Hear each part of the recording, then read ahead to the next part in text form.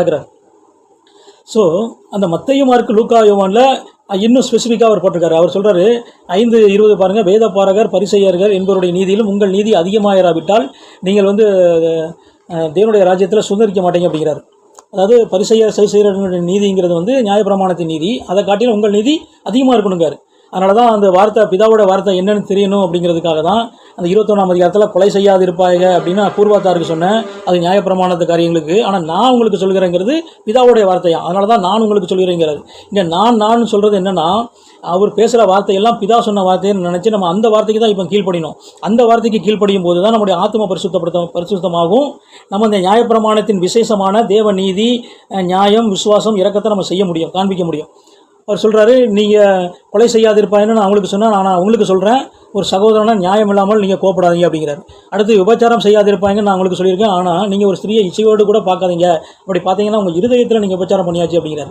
So இதிலிருந்து அந்த வார்த்தை மாம்சம்னா எது, ஸ்பிரிச்சுவல் எது நம்மளுக்கு தெரியுது. அங்கே மாம்சத்தின்படி கொலை செஞ்சால் தான் பாவம், ஆனால் இங்கே ஒரு சகோதரனை நியாயம் இல்லாமல் கோவப்பட்டாலே அது பாவம் அப்படிங்கிறார். அங்கே விபச்சாரம் செஞ்சால் தான் பாவம், இங்கே ஒரு ஸ்திரியை இச்சையோடு பார்த்தாலே பாவம். அதாவது அங்கே பாவம் செய்யக்கூடாது அப்படிங்கிறதுக்காக, இங்கே அந்த சிந்தனையை வரக்கூடாது அப்படிங்கிறதுக்காக இந்த வார்த்தை. ஸோ எல்லாமே அவர் நியாயப்பிரமாணத்தை ஒவ்வொரு மாம்சமான காரியங்களையும் ஆவிக்குரிய பிரகாரமாக நிறைவேற்றாரு. அதை தான் நியாயப்பிரமாணத்தை நிறைவேற்ற வந்தேன் அப்படிங்கிறாரு. அது எப்படி நிறைவேறுது? அன்பின் மூலமாக நிறைவேறுது. அன்பு எப்படி நம்மளுக்கு வருது? அவருடைய வார்த்தையின் மூலமாக வருது. அதனால தான் ரோமர் 5:5 சொல்கிறது, நமக்கு அருளப்பட்ட பரிசுத்த ஆவியினாலே, ரோமர் 5:5, நமக்கு அருளப்பட்ட பரிசுத்த ஆவியினாலே தேவ அன்பு நம்முடைய இருதயத்தில் ஊற்றப்படுகிறதா.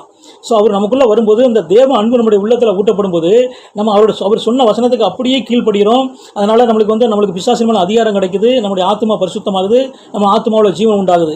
அவர் சொன்ன எல்லா வார்த்தையும் யாருடைய வார்த்தை? பிதாவுடைய வார்த்தை. ஸோ அந்த பிதாவுடைய வார்த்தையின்படி அவர் இருந்தது அன்பாக இருந்தாராம். அதே போல் நான் சொன்ன வார்த்தையின்படி நீங்கள் இருந்தீங்கன்னா நீங்கள் என்கிட்ட அன்பாக இருக்கீங்க அப்படிங்கிறார். பிதாவும் அவரும் ஒன்று தான். ஸோ அவர் பேசின வார்த்தை எல்லாம் பிதாவுடைய வார்த்தை தான். ஸோ இப்படி இயேசு நியாயப்பிரமாணத்தை நிறைவேற்ற வந்தாராம். ஸோ அதனால தான் ரோமர் 13:10 சொல்கிறது, அன்பானது பிறனுக்கு பொல்லாங்கு செய்யாது, அன்பு நியாயப்பிரமாணத்தின் நிறைவேறுதலாக இருக்கிறது. அங்கே அன்பு இல்லை, தேவ அன்பு இல்லாதனால அவங்க ஒரு கடமைக்கு தான் அதை செஞ்சாங்க, உண்மையான அன்போடு அவங்க செய்யலை. ஆனால் இங்கே இந்த இயேசுவோட வார்த்தைக்கு நம்ம கீழ்ப்படியும் போது, அவரை விசுவாசிக்கும் போது, அந்த ஒவ்வொரு தேவனுடைய வார்த்தையை ஒவ்வொரு நாளும் நம்ம அதுக்கு கீழ்ப்படியும் போது என்ன ஆகுதுன்னா, அன்பு நமக்கு உண்டாகி அந்த அன்பு நிமித்தம் இப்போ அவருடைய தேவ நீதியை நம்ம செய்கிறோம். இப்போ தேவ நீதினா என்ன? அங்கே நியாயப்பிரமாணத்தில் ஊழியம் அப்படிங்கிறது லேவி கோத்திரம் தான் செய்ய முடியும், ஆசாரியர்கள் தான் செய்ய முடியும். அது ஆலயத்தை சுத்தமாக வச்சு பலி கொடுத்தாங்க, அதுதான் அங்கே ஊழியம். ஆனால் இங்கே ஊழியம் ஸ்பிரிச்சுவல்லாம் என்ன அப்படின்னா, இந்த மாம்சத்தில் வந்த தேவன் தான் மெய்யான தேவன், இந்த மாம்சத்தில் வந்த இந்த கிறிஸ்து தான் ரட்சகர் அப்படின்னு நம்ம எல்லாருக்கும் அறிவிக்கிறதான் ஊழியம். அங்கே ஒரு சில பேருக்கு மட்டும்தான் கொடுக்கப்பட்டது.